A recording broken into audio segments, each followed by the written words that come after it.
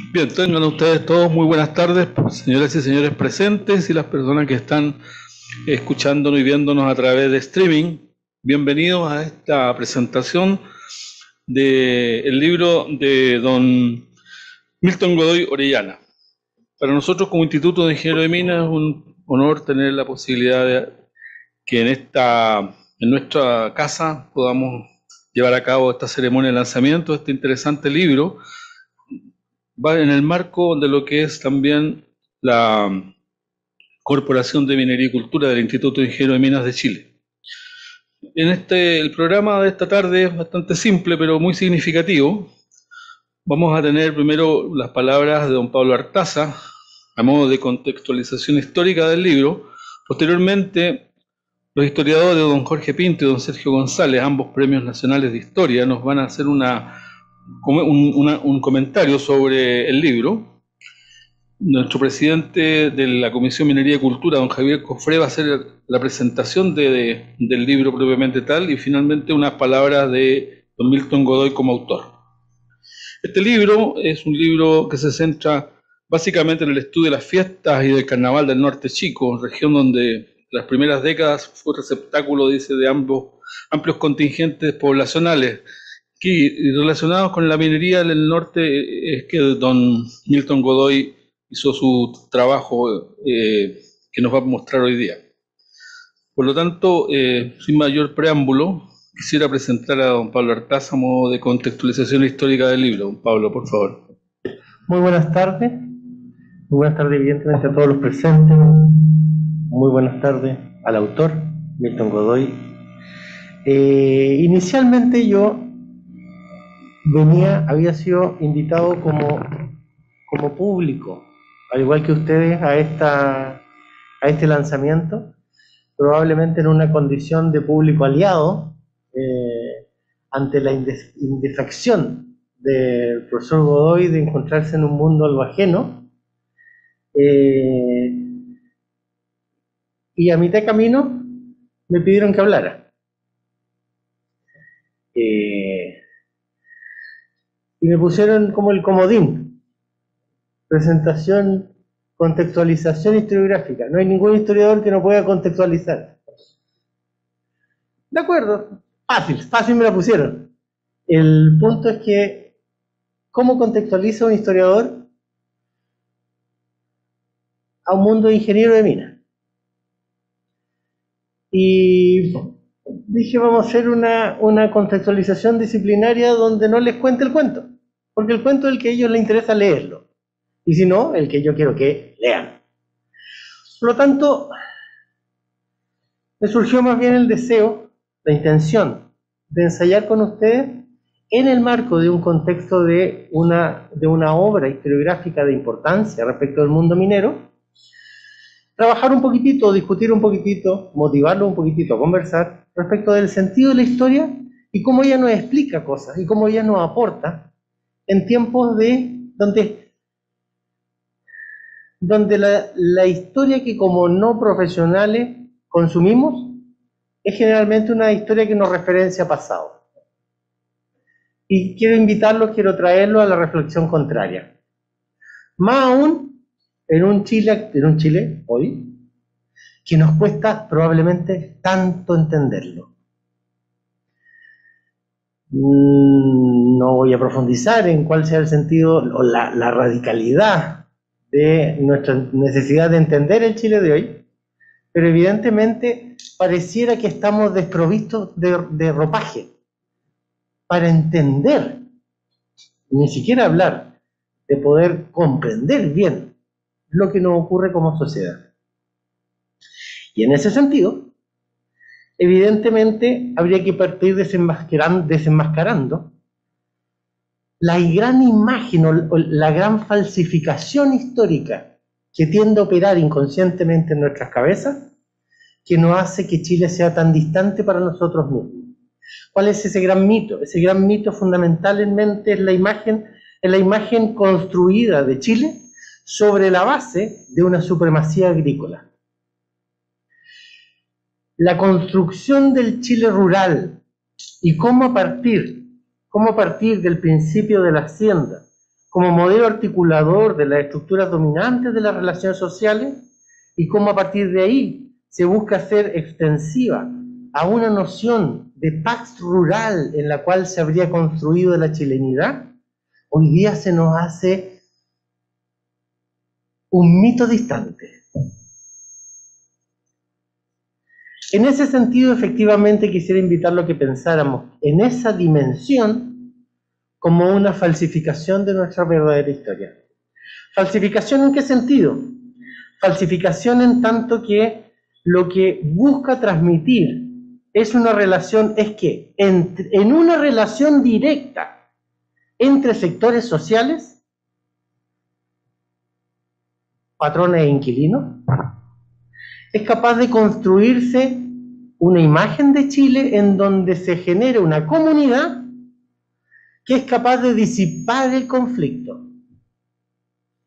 Una comunidad en donde por medio de la interpelación personal, lo que se consigue es efectivamente construir una estructura social modélica que puede ser extrapolada al conjunto de las relaciones sociales a nivel nacional, en las cuales el conflicto prácticamente no existe. Y curiosamente, ¿cuándo existe? Cuando esta pax rural se conflictúa. Se conflictúa cuando el Estado, cuando la política comienzan a hacer aparición.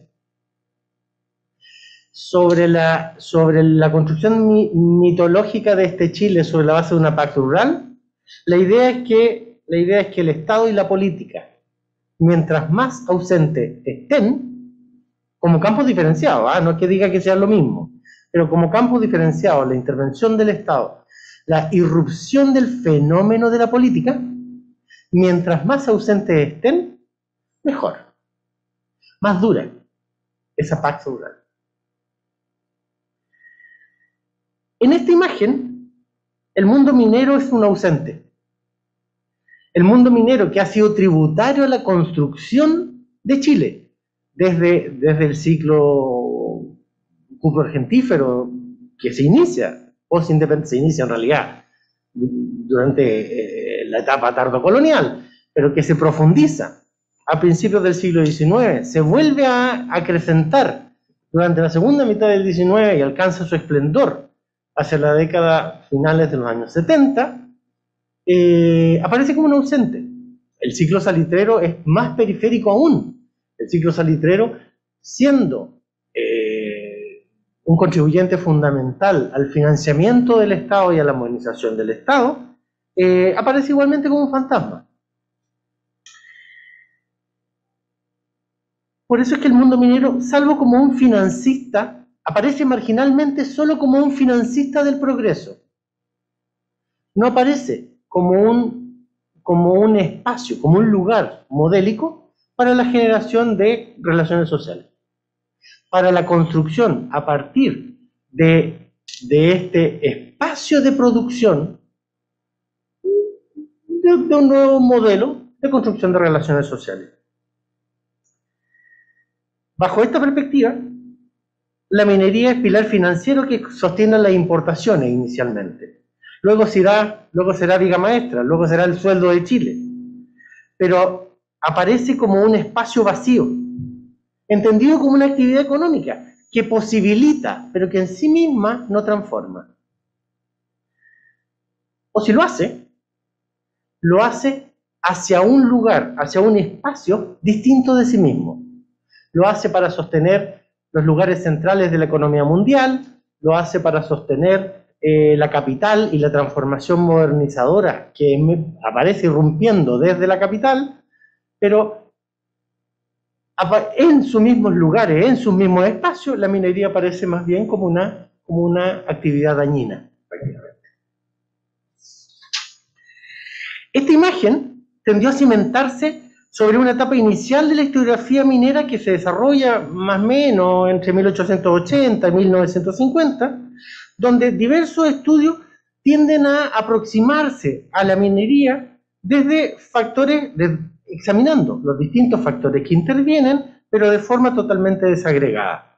Trabajan los yacimientos, trabajan la tecnología, trabajan muy dedicadamente los empresarios mineros, trabajan el marco regulatorio, trabajan escasamente los trabajadores, pero no integran. A partir de estos exámenes, no integran diversos factores de relación entre sí. Por eso será a partir de la profesionalización de la historia, y muy especialmente de la necesidad de dar cuenta de la mayor complejidad de la sociedad chilena, que empezaron a generarse, hacia ya bien avanzado la década de 1950, una nueva reaproximación a la historia minera, la que es abordada ahora desde un enfoque integrado desde las dimensiones al menos económica y social. Gracias a esta aproximación se reposicionó en la disciplina el verdadero valor de la minería. Ya no es una caja en términos de la billetera, pasa a ser, a través de estos nuevos exámenes, pasa a ser un pilar constructor de sociedad, pasa a ser un espacio en el cual desde y a partir de la conjunción de una explotación económica y de la congregación de gran cantidad de mano de obra, comienzan a ser un lugar de construcción de relaciones sociales. A diferencia del mito de la paz rural, la minería y su historia surgieron como un campo de construcción de actores sociales que se vieron enfrentados al conflicto. Si algo parece destacado por esta historiografía minera, es fundamentalmente el lugar que el conflicto ocupa en él. El que necesariamente surge de la construcción de cualquier orden social. O sea, es inevitable y es consustancial a la construcción de orden social la emergencia del conflicto. Negarlo es un absurdo. Así, en torno a la construcción de sociedad en los espacios mineros se evidenció el conflicto social, con más o menos brutalidad en la dominación, con más o menos brutalidad en el disciplinamiento y el control social. Pero así también surgió la necesidad de enfrentarlo y resolverlo. De esta historia es la que oiremos hoy. De ella es de la que han escrito los dos premios, al menos parcialmente, en función de sus distintos registros investigativos, pero de esta historia es de la que han escrito los dos premios nacionales que nos acompañan esta tarde. Y de esta historia también es de la que nos habla Milton Godoy en sus libros, especialmente en el que se van a referir hoy, de una historia en donde, lo cito, abordar el universo festivo del Norte Chico es una oportunidad para intentar explicar las transformaciones culturales y su relación con los procesos de modernización. Termino la cita. Así, una historia que integra factores diversos y que a la vez por eso la complejiza. Y gracias a esas historias vemos una minería en que por su rol impacta no solo en el entorno, generando conflictos, sino que también enfrentándolos. En ese enfrentamiento surge un lugar distinto, en ese enfrentamiento es donde surge, para la comprensión de nosotros como habitantes de este suelo, surge un lugar distinto para la comprensión del Estado y la política. Surge así como un espacio de solución, al menos como un espacio de construcción. Y esa es la historia minera que necesitamos. Una que nos enseña a enfrentar mejor una sociedad conflictuada, como la del presente. Una que nos enseña a construir mejor el futuro que soñamos. Muchas gracias.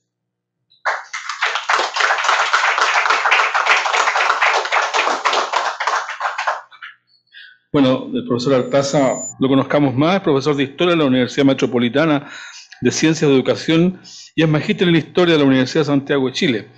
Actualmente es candidato a doctor en Historia de la Universidad de Chile y es académico también ahí en esa universidad donde se desempeña como director del Departamento de Historia de la Universidad de Chile. A continuación, invitamos al profesor don Jorge Pinto, que es profesor de Historia, Geografía y Educación Cívica también de la Universidad de Chile, posteriormente un PhD en Historia de la Universidad de Southampton en Inglaterra, integrante de sociedades científicas de Inglaterra, Estados Unidos, Argentina y Chile, y ganador del Premio Nacional de Historia de 2012. conocido principalmente por sus trabajos sobre historia fronteriza, social y demografía histórica. Profesor Pinto, muchas gracias por su presencia. Muy buenas tardes, en primer lugar a todos los presentes. Un saludo especial para Milton Godoy, para el profesor Artaza y para el profesor Sergio González. Espero que no haya interferencia. Se está escuchando bien, ¿no? ¿Se escucha bien? Perfecto. Bueno, yo quisiera agradecer la invitación que me formularon para estar presente en esta ceremonia en el que una vez más vamos a comentar el libro de Milton Godoy que publicara el año pasado, que en realidad entró en circulación prácticamente en los últimos meses del año pasado. Como el profesor Artaza ya adelantó algo de lo que yo quería decir, les decía que voy a abordar dos temas y trataré de hacerlo en unos 15, 20 minutos, ¿no? En primer lugar, me voy a referir a la importancia que ha tenido la minería, cuando la minería fue la caja de Chile, como decía el profesor Artaza. Caja que aún sigue aportando recursos muy importantes para la economía chilena. En el siglo XIX, que es básicamente lo que me interesa comentar ahora, porque el libro de Milton aborda justamente el tránsito del XIX al XX, en el siglo XIX y sobre todo en la primera mitad, hasta 1860, la minería del Norte Chico, que es la zona que yo he estudiado preferentemente, fue extraordinariamente gravitante en la historia del país. Eh, Gracias a los aportes que hizo la minería de La Plata, de inicialmente Arqueros, Agua Amarga, Chañarcillo, Tres Puntas, Chimberos, en fin, toda la minería de La Plata de Coquimbo y de Atacama, ¿no? Prácticamente la economía chilena pudo salir de la crisis en que quedó después de la guerra de la independencia. Y eso fue también gracias al apoyo que la minería tuvo de algunos ingenieros de minas que llegaron a trabajar a la región. No puedo dejar de mencionar a Carlos Lambert y a quien trajo Carlos Lambert a Chile, Ignacio Domeyko, que crea el primer curso de minería en lo que posteriormente va a ser la Universidad Técnica del Estado, sede La Serena. Por lo tanto, gracias a la minería y gracias al aporte de estos ingenieros de mina, ¿no? Que además formaron nuevos ingenieros de mina que mandaron incluso a Europa a perfeccionar sus estudios bajo la tutela de don Claudio Gay, que también fue un hombre muy importante en el Norte Chico. Eh, Reitero, ¿no? Gracias al aporte de estos ingenieros de mina, en la minería inició un temprano proceso de modernización, aunque muy débil, muy frágil. Y eso fue lo que, de acuerdo a algunos historiadores, entre ellos Luis Ortega, ¿no? Condujo finalmente a una crisis casi terminal de la minería del Norte Chico, cuando aparece el salitre en el Norte Grande, tema al cual se va a referir Sergio González, mi colega de Iquique. Pero hasta 1860 la minería fue muy gravitante. Y también tuvo un impacto en la política. Curiosamente, la minería surtió a la clase política de figuras muy gravitantes. Eh, Más o menos el tránsito era el siguiente. Muchos inmigrantes que llegaron al Norte Chico empezaron invirtiendo en el comercio y del comercio pasaron a la minería y de la minería pasaron a la agricultura.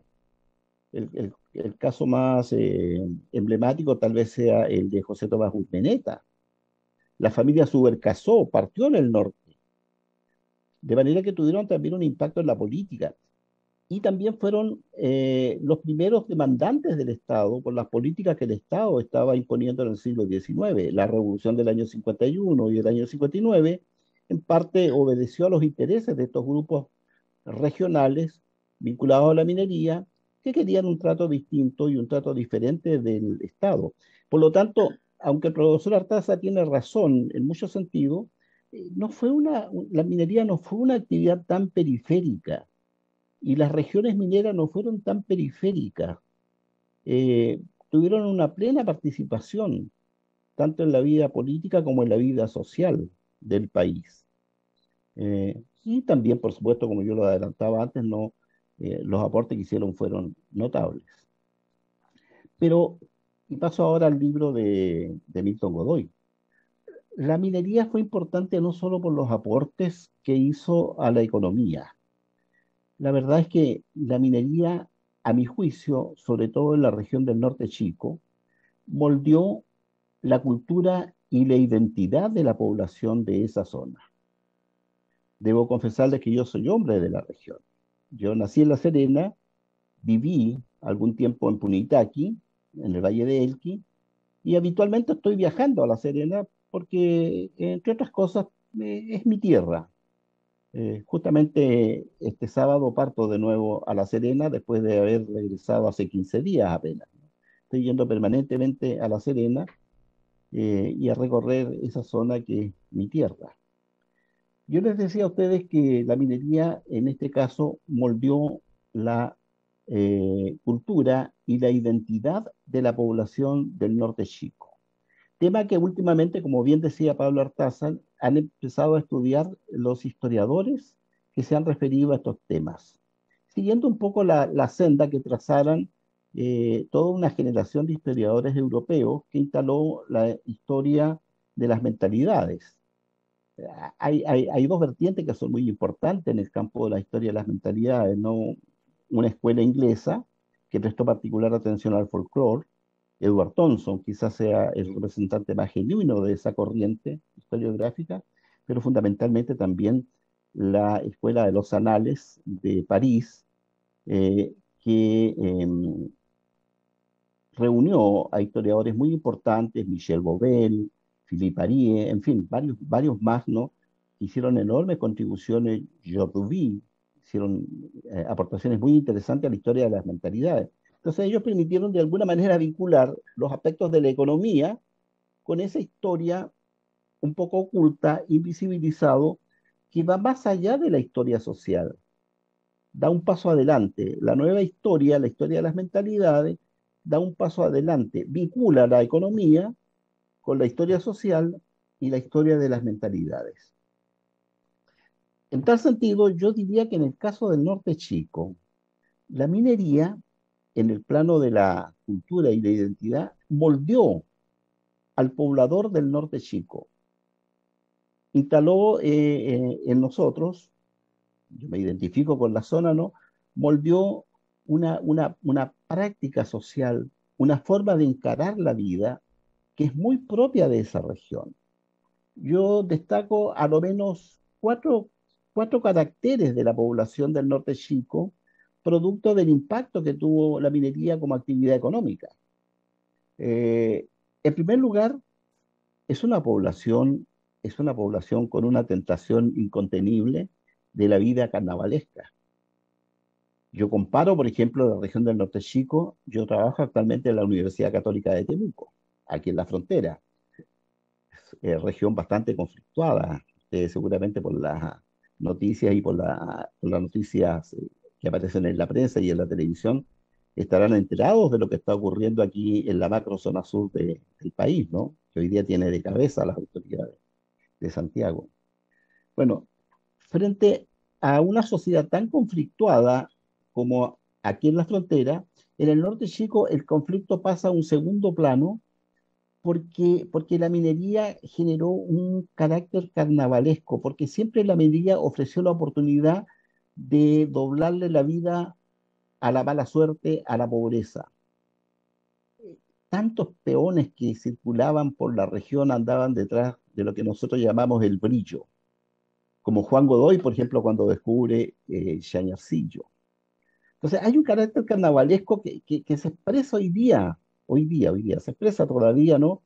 En las festividades religiosas que nosotros observamos en el norte chico, tan contrastante con las que tenemos aquí en el sur del país. Aquí en el sur del país todas las fiestas están asociadas al mártir, a la figura de este hombre que dio su vida por la religión, ¿no?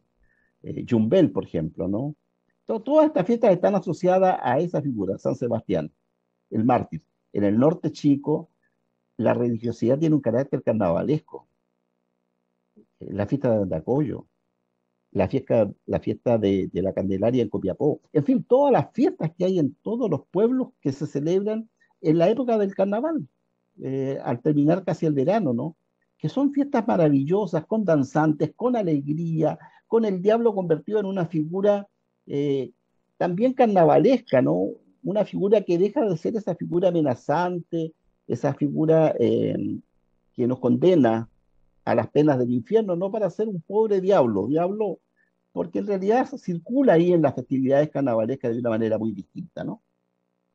Por lo tanto, el carácter carnavalesco yo creo que lo derivamos de la minería a través de un proceso de sincretismo en que unimos la Pachamama, la tierra, con lo que nos transmitieron los españoles que llegaron con un catolicismo que no fue un catolicismo doliente, sino que un catolicismo festivo. Por lo menos la población allá lo asumió como un catolicismo festivo. El segundo carácter de la población de la zona también, de alguna manera, eh, producto del impacto de la minería, fue el carácter de migrante que tenemos la gente del norte chico. Deambulamos de un lugar a otro. Somos migrantes estáticos, como la Gabriela Mistral. Gabriela Mistral deambuló por el mundo entero, pero siempre su corazón estuvo anclado en el Valle de Elqui, donde hoy día descansan sus restos. Muchos trabajadores fueron al norte, a Antofagasta, a Tarapacá, pero siempre vuelven, porque somos migrantes estáticos y andamos moviéndonos de un lugar a otro. No hay hombre del norte chico, mujer del norte chico, que no haya migrado o a la salitera o a las ciudades o de un valle a otro, etcétera, etcétera. Somos migrantes por naturaleza, no estamos instalados como los campesinos en un lugar donde trabajar. Andamos siempre detrás de ese brillo que también brilla en los ojos de la población de la zona. Somos transgresores por naturaleza. El carácter migrante nos hace ser transgresores. Y aquí entramos al tema del libro de Milton Godoy, porque el libro de Milton Godoy tiene el mérito de instalarse en un momento de la historia de Chile cuando el capitalismo empieza a avanzar y requiere una población más disciplinada laboralmente. Los peones del norte chico no se disciplinaron jamás. Recibían adelantos de salario, luego se escapaban, se fugaban, existían las placillas en donde se refugiaban los fines de semana, en una especie de concomitancia o de, si ustedes quieren, de complicidad entre los empresarios y los propios peones que permitían la placilla porque de ese modo la gente no se fugaba de sus labores. Gastaban tanto dinero en las placillas. Hay un artículo muy interesante de Álvaro Jara, ¿no? En el que señala que justamente esta conducta fue lo que impidió el desarrollo del capitalismo allá, porque se trató de consumo desviado, el vino, la hierba mate, en fin, todas esas cosas que ocurrían en la placilla, ¿no? El libro de Milton Godoy se instala en el momento en que el Estado quiere imponer un disciplinamiento.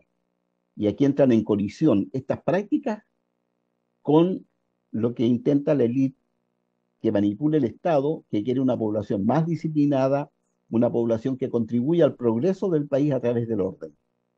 Yo creo que ahí está el gran mérito del libro de Milton Godoy. Se instala en un momento de la historia de Chile en que la élite de Santiago trata de imponer un disciplinamiento que es resistido por la población del norte chico, y de esa colisión resultan muchos de los textos, muchas de las figuras que ilustran el libro de Milton Godoy. Yo creo que ahí está el tremendo mérito del libro de Milton Godoy, porque las festividades del norte chico han sido estudiadas por otros historiadores, pero desde la perspectiva que lo analiza Milton, creo que no lo habíamos hecho. Por lo tanto, es muy importante. Pero además también la población del norte chico, ¿no? Es una población tremendamente laboriosa, muy trabajadora. Había que recordar que cuando en Tarapacá se inicia la construcción de ferrocarriles y en el sur del Perú la construcción de ferrocarriles, muchos empresarios llevaban trabajadores chilenos, que eran precisamente trabajadores que tenían una capacidad de trabajar, una capacidad de producir, a pesar de su falta de disciplina, ¿no? Notable, impresionante. Eh, yo quiero felicitar a Milton por este libro. Creo que además es un libro hermosamente diseñado, bellamente publicado y que nos invita hoy día a reflexionar, como decía Pablo Artázano, de la importancia que ha tenido la minería, no solo en el campo económico, sino también en el campo de la historia política y de la historia social. Muchas gracias por haberme escuchado. Aquí los dejo. Bien, muchas gracias, profesor Pinto, por su interesante presentación. A continuación invito al profesor Sergio González, quien es historiador y sociólogo chileno, Premio Nacional de Historia del año 2014, conocido principalmente por sus trabajos sobre cultura pampina, los pueblos altiplánicos y las relaciones fronterizas entre Chile, Bolivia y Perú. Se licenció en Sociología en la Universidad de Chile y luego obtuvo un doctorado en Estudios Americanos en la Universidad de Santiago de Chile.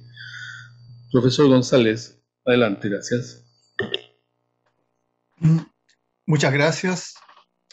Quiero, en primerísimo lugar, agradecer esta invitación para comentar el libro de Milton Godoy.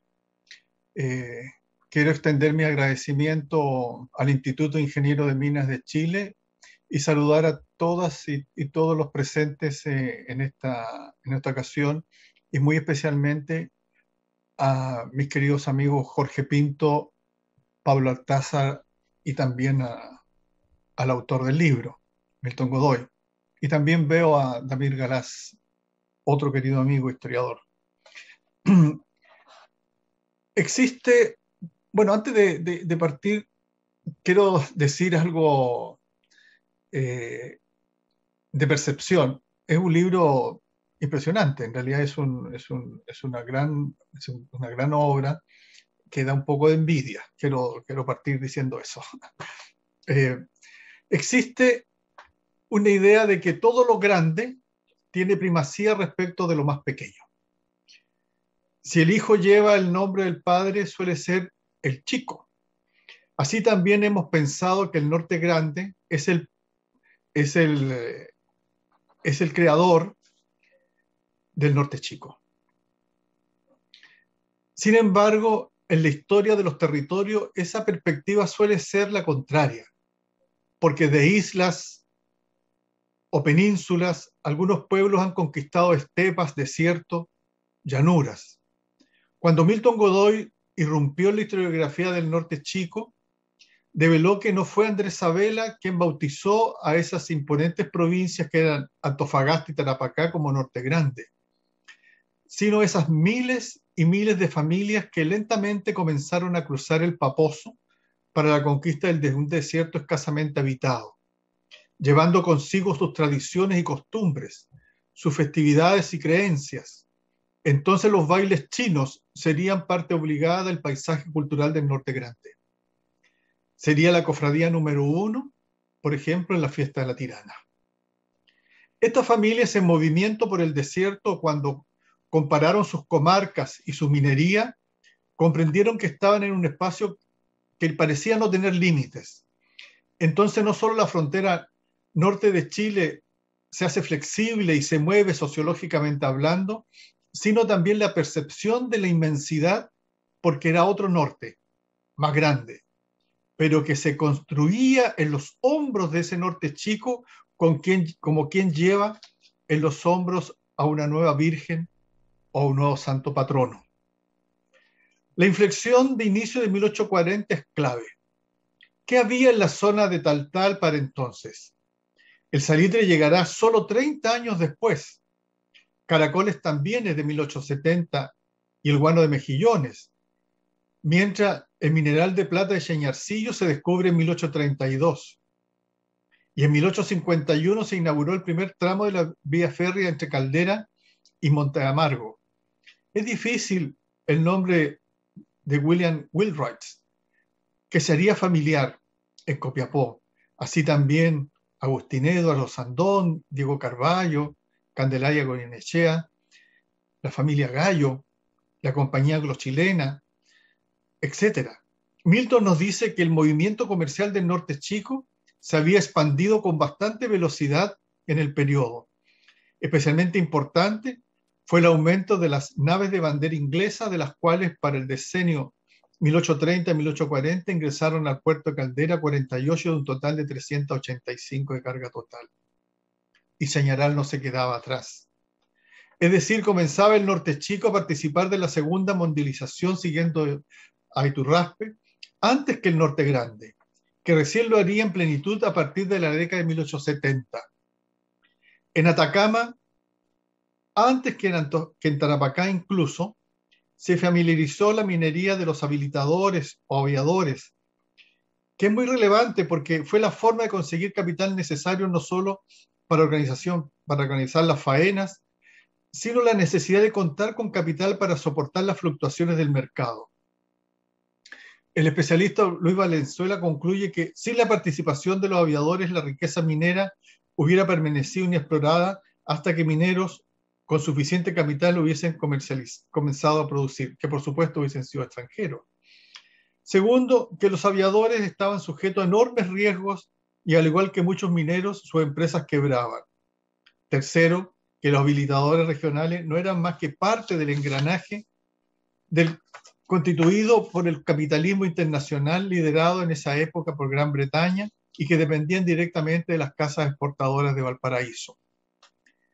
Luis Valenzuela tiene razón al afirmar que más allá de las críticas éticas o comerciales, fue una función necesaria para impulsar la minería, pero cuando se constata el resultado final, caben muchas dudas respecto del comportamiento ético de estos prestamistas, considerando los resguardos que aseguraban el crédito.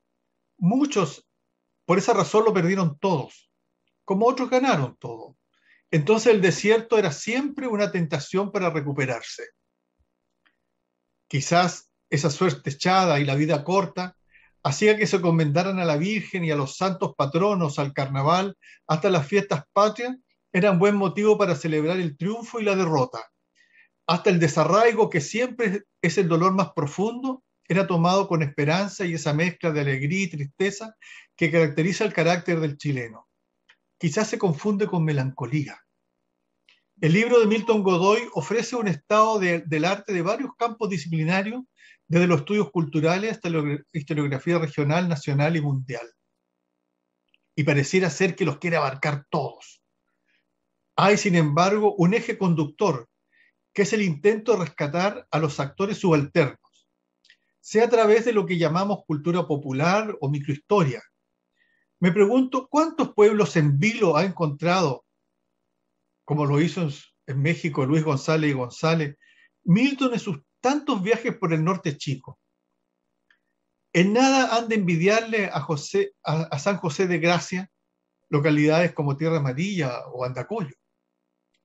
Todo parte con Mikhail Bakhtin, quien a su vez se inspira en François Rabelais y la cultura popular del medioevo y el Renacimiento. Allí está el modelo para estudiar a los actores subalternos, y el que ha seguido Milton.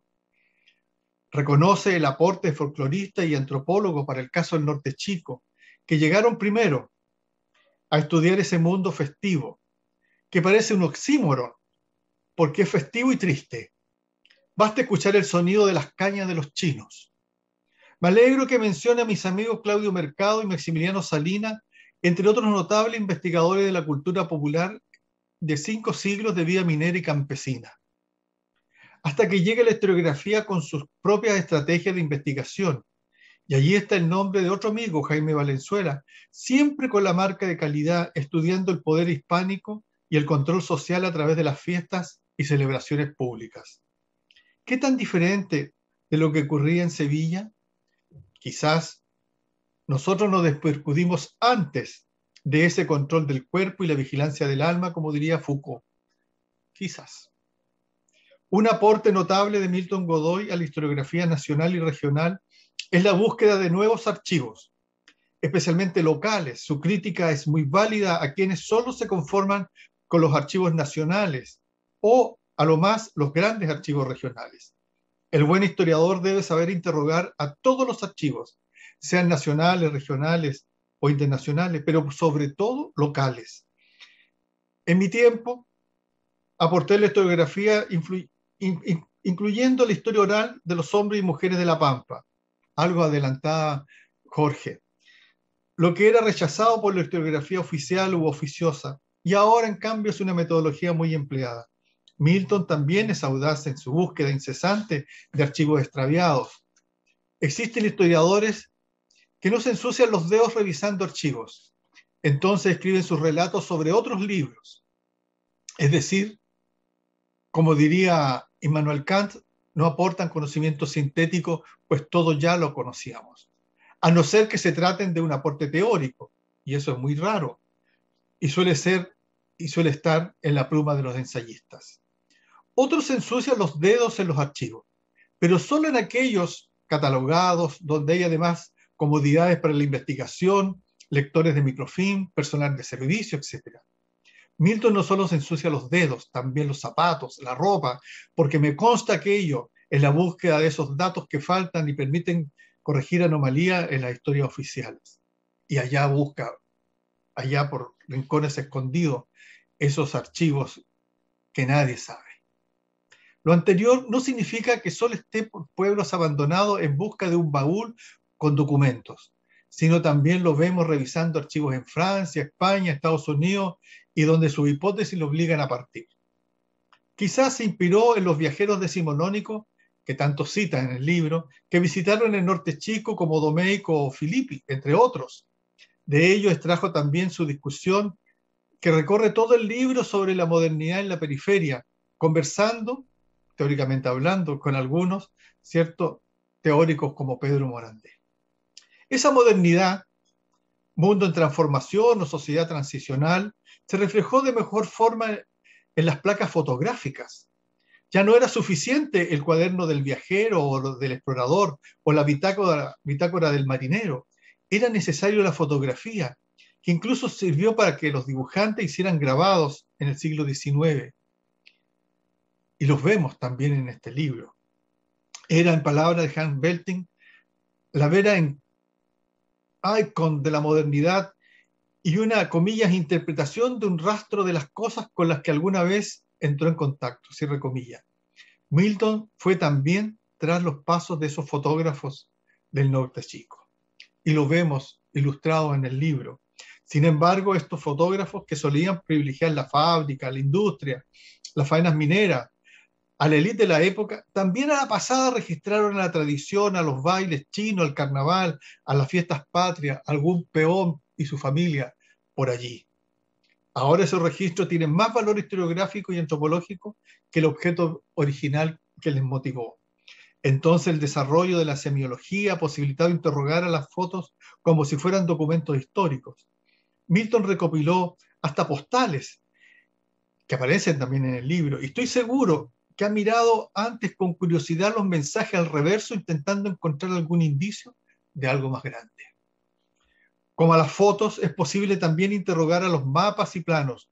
Entonces Milton Godoy emprendió esa tarea de recopilar todo lo que existe sobre el norte chico, descubriendo que desde la colonia comenzaron a elaborarse mapas y planos, y la minería con el ferrocarril asociado, y tiene un largo capítulo sobre el ferrocarril que por tiempo no abordaré, sería un acicate para la emergencia de más planos y mapas más y más precisos.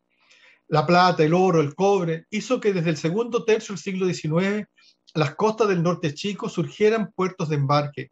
Allí están los vestigios en Caldera, Huasco, Pan de Azúcar, entre otros, mientras Copiapó tenía sueños de metal y tomaba aires de pretensiones que les vieron a los líderes, se le vinieron a los líderes ideas emancipatorias y de contrapoder respecto a Santiago, tal como acontecía en ese mismo tiempo con la élite de Concepción en el centro sur.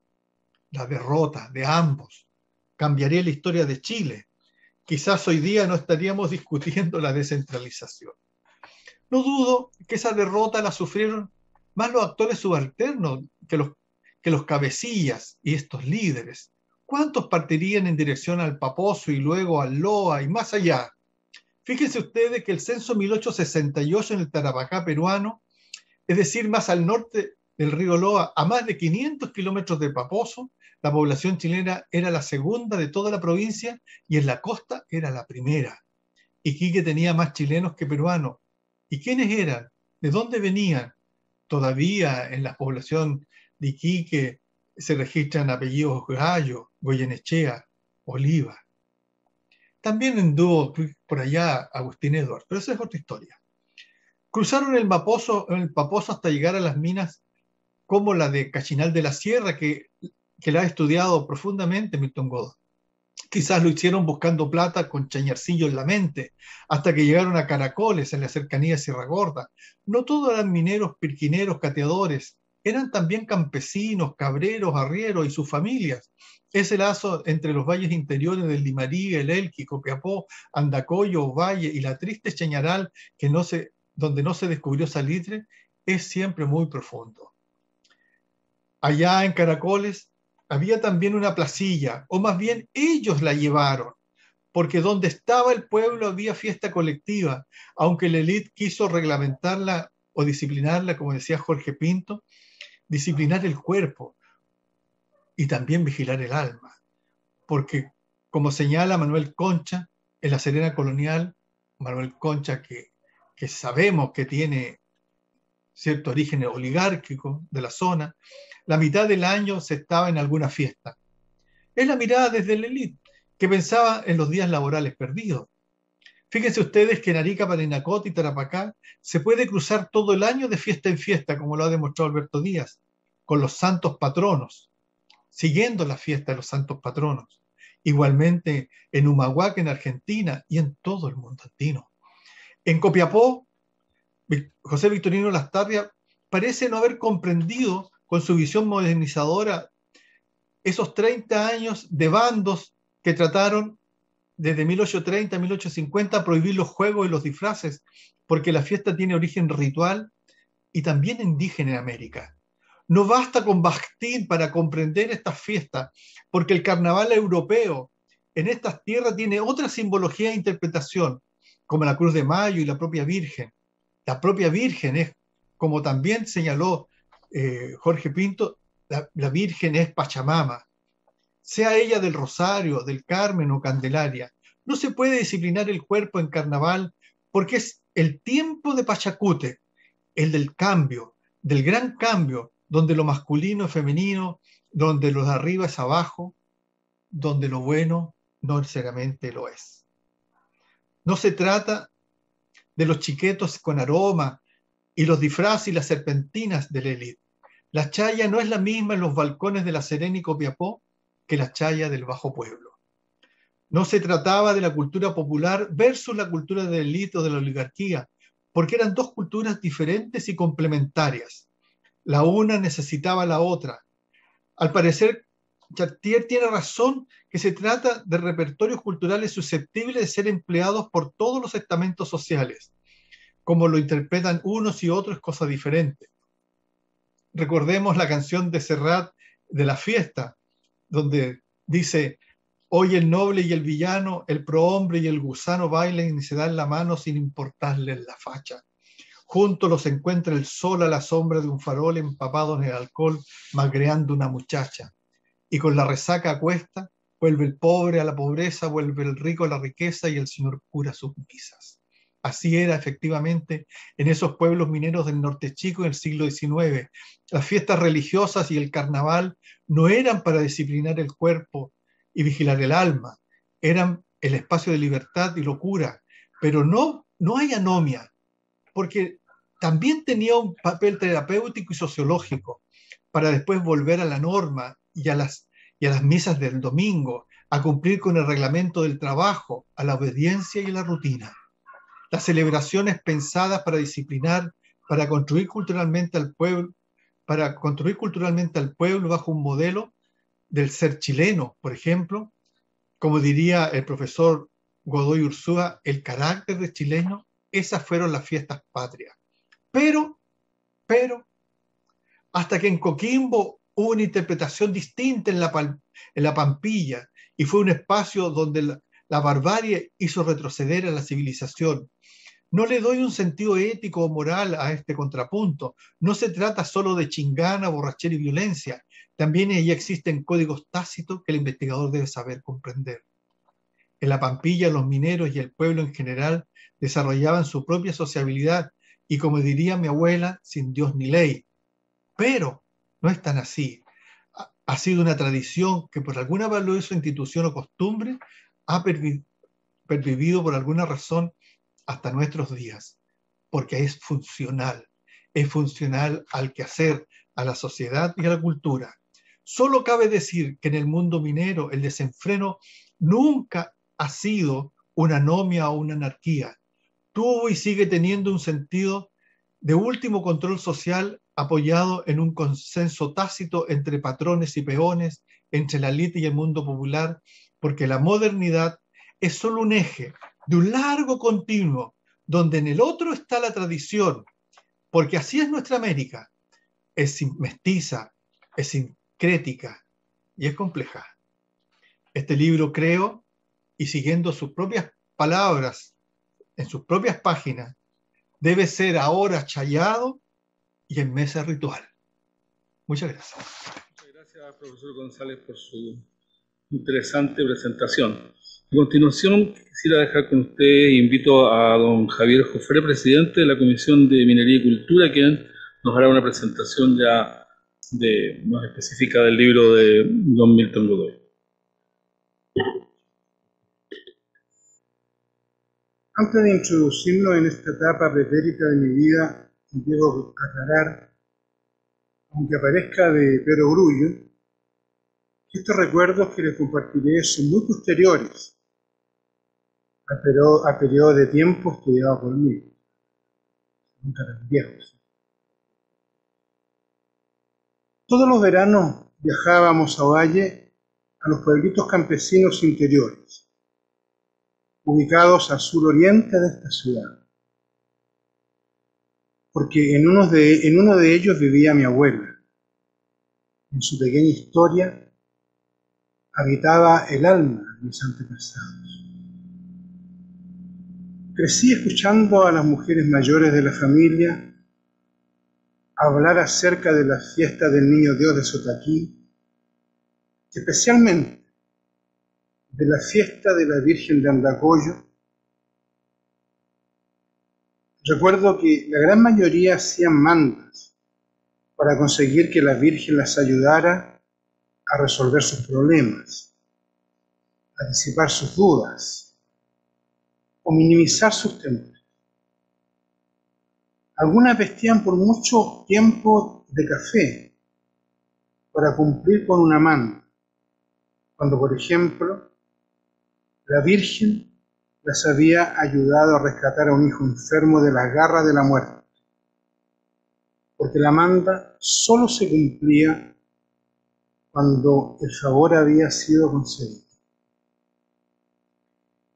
Ir a la fiesta de Andacollo era una aventura de principio a fin, porque había que llegar a caballo o en algún tipo de transporte de tracción animal al pueblo de Juntas, para tomar el tren a Ovalle.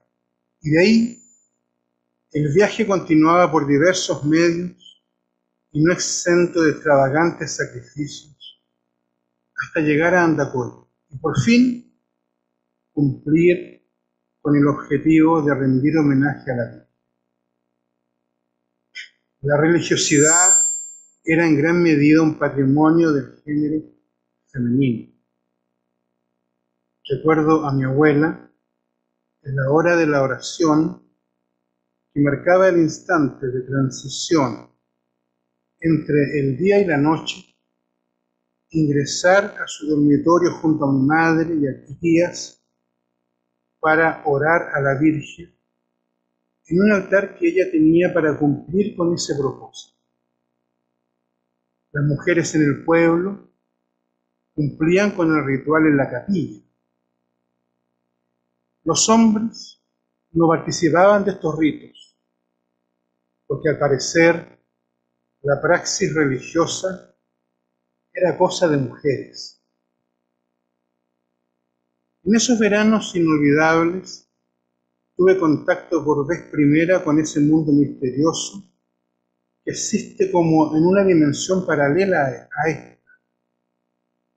Ese mundo que hizo exclamar a Hamlet ante el escepticismo del amigo que le informa de la aparición del espectro de su padre que clama justicia. Escucha, Horacio, hay más misterios en el cielo y en la tierra de toda tu filosofía. En aquellos pueblitos, en esa época, el acceso a la medicina alópata era muy difícil. Por lo tanto, prácticamente la única alternativa era recurrir a las hierbas y secretos de la naturaleza para atacar las enfermedades. Cuando las personas estaban tristes, les daban toronjil para la pena. Para el dolor de estómago, una agüita de culén. Para proteger las casas, una cruz de palqui amarrada con una cuerda roja colgada detrás de la puerta de entrada. Para proteger a la familia, había que plantar ruda en el jardín y bendecir a los hijos, especialmente en sus etapas de mayor vulnerabilidad. Para cicatrizar las heridas, hojas de llantén. Si alguien se quebraba un hueso, había que mandar a buscar al componedor, que era una especie de quiropráctico que arreglaba las quebraduras. Para las verrugas, había que subir al cerro, sacar una espina de un cactus y pincharse la verruga hasta que saliera sangre. Luego, se pinchaba la espina en el mismo cactus y se prendía al regreso, sin mirar hacia atrás. Y la verruga, después de un tiempo, desaparecía sin una explicación racional. También había situaciones más complejas, como una hernia umbilical, por ejemplo, que afectaba por lo general a los recién nacidos. Sin embargo, la sabiduría popular disponía de un secreto de la naturaleza poderoso para hacerla desaparecer. Se sacaba una plantilla del pie de la guagua desde la corteza de una higuera. Se le hacía un agujero en la parte del talón y se colgaba sobre la cocina a leña. Con la temperatura propia del lugar, la corteza se iba doblando hasta quedar convertida en un cilindro bien compacto. Junto con este paulatino proceso, la hernia iba desapareciendo sin dejar rastros.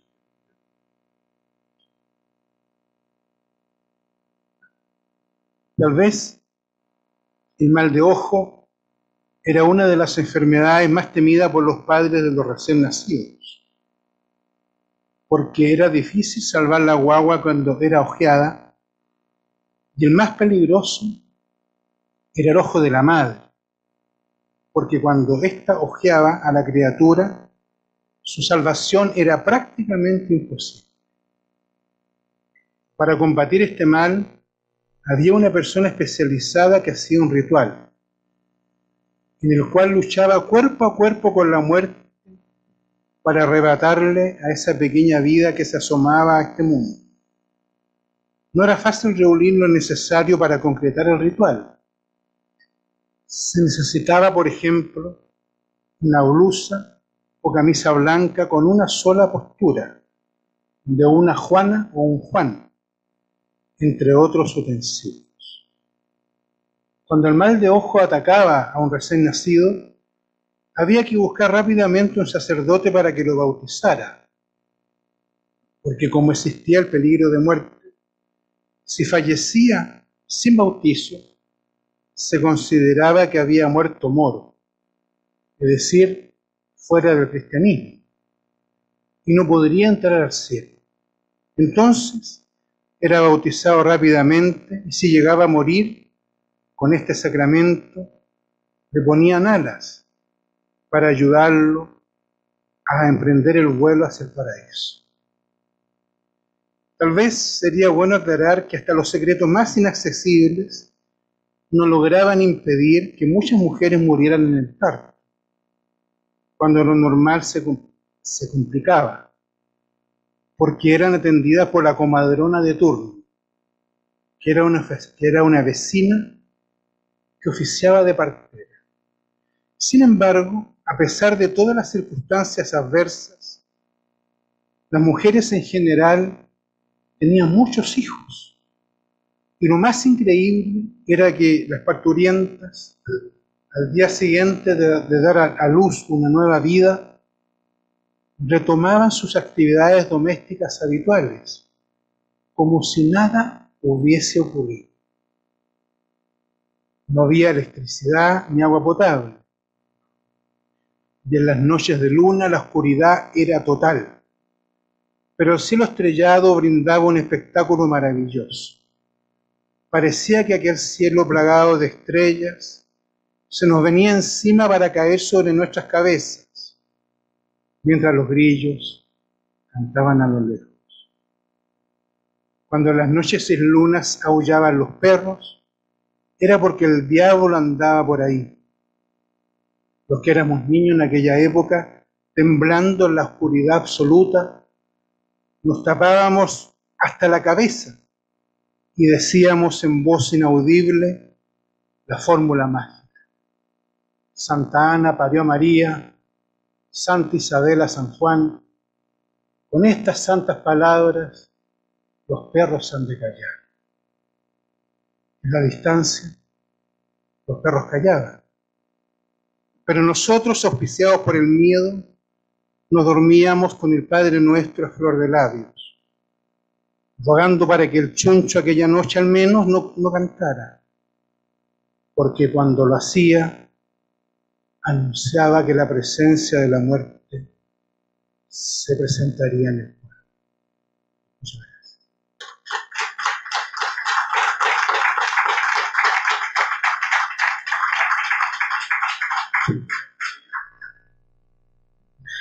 Ahora, a continuación, queremos escuchar al autor don Milton Godoy que nos cuente sobre su libro, que es lo que estamos todos esperando. Adelante, por favor. Bueno, primero, dar las gracias. Realmente muy contento. Pienso que es una gran oportunidad. Agradezco a usted, a Javier, ¿cierto?, del Instituto de Minas de Chile. La segunda vez que tengo la oportunidad de conversar, de hablar con ustedes, me parece que es una gran oportunidad, porque se entrelazan dos mundos que no siempre están muy articulados, muy implicados. A mí trabajar minería no era una cosa que resultase extraña, porque me quería cerca del mundo minero. En Galigua, la mina que está al frente, la mina de Pulmahue, trabajaba en 1777. Bueno, como decía, el llegar a establecer algún vínculo entre la minería y la cultura tenía que ver un poco con las vivencias personales. No obstante, me parecía que había algunas entradas que eran interesantes para trabajar el mundo de la minería de una perspectiva complementaria. A mí no me resulta para nada extraño, por ejemplo, que hace unos días atrás, con respecto al 1 de mayo, se discutiese si el día 2 era feriado o no. El argumento que se presentó es que se perdían 120 a 140 millones de dólares, lo que no se disociaba como planteamiento a lo que decía Ignacio Domeyko. Ignacio Domeyko decía, cuando estaban prendidos los hornos y venía la fiesta de Andacollo, automáticamente los hornos se apagaban. Y al apagarse los hornos no había productividad. Por ende, se estaban conflictuando dos realidades diferentes. La lógica capitalista con el tiempo newtoniano y la lógica del mundo tradicional. Cuando yo uso el concepto capitalista no le doy ningún tinte de ningún tipo, simplemente lo uso con un utillaje analítico que permite comprender la realidad. Por tanto, no está asociado a una cosa crítica o el estilo. Entonces, las transformaciones capitalistas suscitaban grandes cambios culturales. Y mi pregunta era, ¿cuáles fueron estos cambios culturales? La élite, el aparato de Estado, los comerciantes, los empresarios, se dibujan como empresarios, entrepreneurs, emprendedores que van siendo empresarios, configuran una realidad a la que se suma esta visión de ingleses, franceses y un largo etcétera que llegan, ¿cierto?, en esta incorporación del sistema capitalista periférico. Recordando a Wallenstein, uno sabe, ¿cierto?, que nosotros fuimos estimulados a participar de este sistema de intercambio y trasvasijes culturales, económicos, etc. En ese contexto la pregunta seguía siendo, ¿qué cambios se provocaron? Me parecía que la disminución de las fiestas religiosas a comienzo de siglo se acentuaban en 1840, que la persecución al carnaval persistía porque era una parte de una crítica modernizante que venía desde Amati Junien. Y me parecía que la imposición de las fiestas patrias tenía que ver con esta generación de un Estado nacional, ¿cierto?, con un aparato festivo más o menos sólido. Eso me llevó a ir trabajando diferentes archivos locales, a recorrer mucho el norte chico y a posteriori, gracias al Fondo de Ciencia y Tecnología, tener acceso a archivos que están vetados muchas veces para nosotros, que son básicamente los archivos en Europa, en Estados Unidos, en Inglaterra, ¿cierto?, que dieron mucho aportaron mucho, dieron mucho material. Por ejemplo, este es un viaje del DART, de un barco, este conjunto de imágenes estaba en Estados Unidos. Se los voy a mostrar y voy a hablar bastante poco porque pienso que mis colegas, a cual le agradezco, han dejado bastante claro el asunto. Esta es una secuencia de imágenes que puedo ir pasándola rápidamente si usted quiere, que da cuenta de la relación de Tamaya con Tonkoy, que a mí me permite mostrarle a ustedes cómo podemos enriquecer la mirada, la construcción de la historia a propósito de trabajar archivos que están en la otra punta de esta red. Nosotros construimos la historiografía del norte chico mayoritariamente con los archivos nacionales, porque tenemos escasas oportunidades de viajar al extranjero a trabajar archivos. Como decía, el Fondo de Ciencia y Tecnología me dio la oportunidad y pude ver la otra punta del tema, y apareció una cantidad de imágenes que enriquecen este libro con 120 imágenes, ¿cierto?, de todas las explotaciones y el trabajo de la minería en el norte chico. Entonces, cambio capitalista, transformaciones culturales, un conjunto de imágenes que permiten enriquecer el tema, y pienso que ese es el aporte principal del libro, poder llevar y plasmar, ¿cierto?, en estas 600 páginas, un conjunto de ideas, ¿cierto?, algunos aportes, otras aporías, algunos errores que me imagino pueden aportar, para la redundancia, a la historiografía de nuestro región. Muchas gracias, muy amable.